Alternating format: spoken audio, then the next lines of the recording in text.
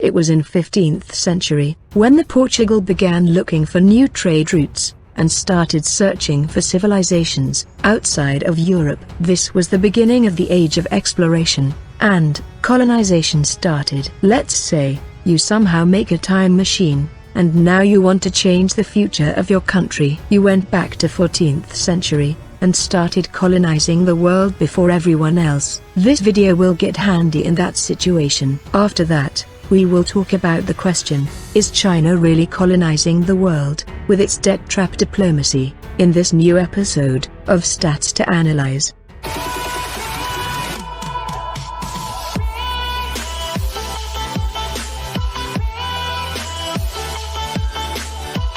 So, you are in the year 1290, in the Delhi Sultanate of India. You have convinced your king, Alauddin Khilji, and now, you have become his brains. We have chosen him specifically, because he was much stronger than all of the European forces of that time.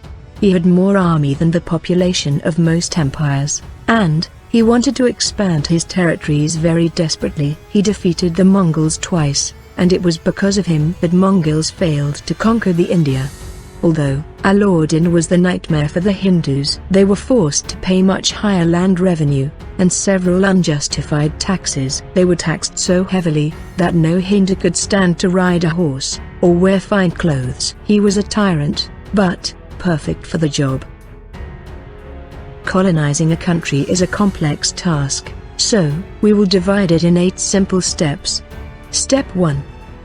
First, you need to have a good navy. Every successful colony needs a good navy. It is the only way to attack countries of Europe and America, and to protect the colony from bad guys, and to keep the supply chain running free from pirates.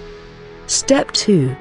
Now you need a land which doesn't have any organized government. When you find a land, ask the tribes, or any sort of ruling authority, to surrender, and to sign an agreement, saying that you are the master over them.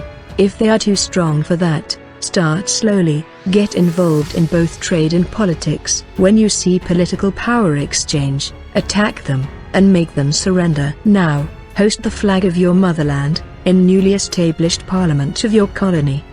Step 3.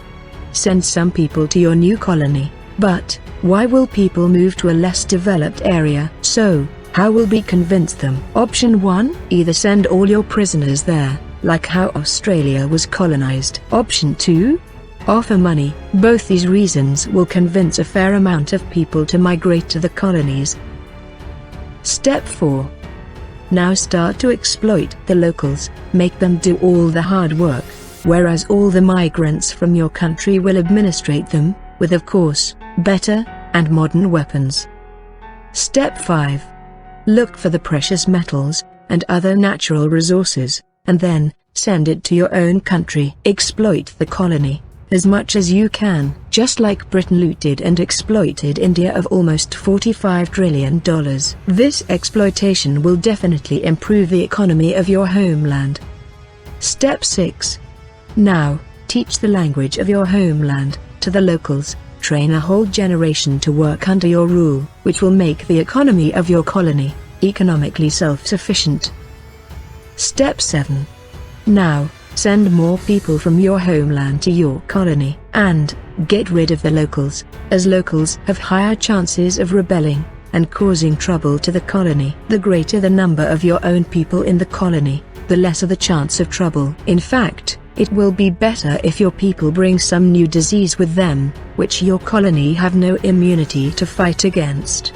Step 8. Now the real time has come.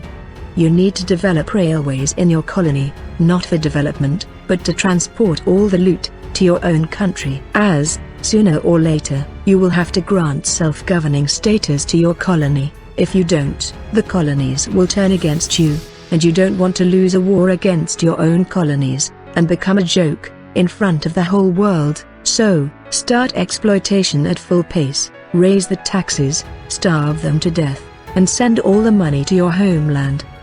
Now, give them independence, draw the most shitty border, so the people of your newly independent colony keep on fighting against each other, and forget about your abuse, while you enjoy all the loot, peacefully, sitting in your own homeland. Now, the question is China doing same with the African countries on the name of its Belt and Road Initiative? Let's start from the beginning. Earlier, China had two governments, the Republic of China, which controlled Taiwan, and People's Republic, to control mainland China. So, back in 1971, the UN has to decide the most righteous government for the territory, as only one government can rule according to the UN. At that time, the US was the main superpower, opposing the People's Republic of China, so, the vote was US, and its influence, versus the world. Among the 35 countries that voted against the China, were mostly from the Africa. So, this is the only reason that can justify the huge investment of China into Africa, because in 2007, the UN General Assembly met again, to vote on whether to adopt a resolution, condemning the human rights abuse situation in North Korea. And, as China is one of the strong allies of North Korea, so, this time, it was China and its influence, versus the rest of the world. In this vote, 43 out of 54 African countries, either abstained, or voted in favor of China, because between 36 years of these votes, political ties changed. Africa no longer bows to US. Much of the continent is now economically and politically aligned with the world's fastest growing economy. The simple answer for why this happened, is because the China has invested huge amount of money, into the continent of Africa. They are just buying allies.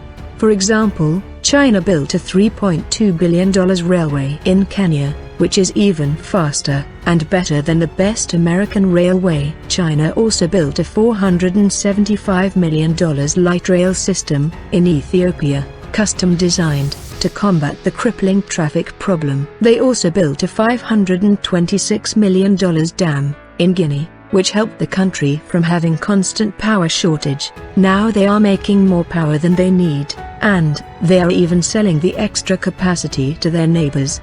These are just a sampling. There are literally thousands of other Chinese infrastructure projects in Africa, which in result are uplifting the African economy. Most of these projects are financed by Chinese loans. These loans are considered a form of foreign aid from China, as most of these loans are with zero interest. So, China will not get all their money back, if adjusted to inflation, and there is very high risk of default as well. Of course, China isn't financing these projects out of kindness. For each of them, there is a political goal behind. Other than that, as the education level has improved, China has shifted from having a low-skilled to a medium-skilled workforce, which threw China from the race of low-cost manufacturing. Therefore, the Chinese manufacturers are setting up their own operations in Africa, one of the cheapest and lowest skilled labor markets in the world.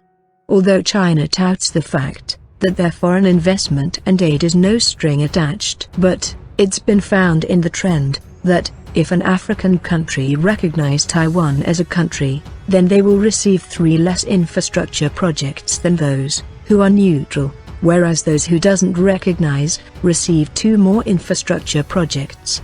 I don't want to give any personal opinion on this sensitive matter, so I contacted 500 people from Africa and asked them about the same. The majority of the people said, the countries who are claiming that we are being colonized again are the only people who are still forcing us to test their vaccines. Some were frustrated with French and United Kingdom. They also claimed the richest man in the world was from Africa, but today, half of the continent is malnourished. And the best reply I got was,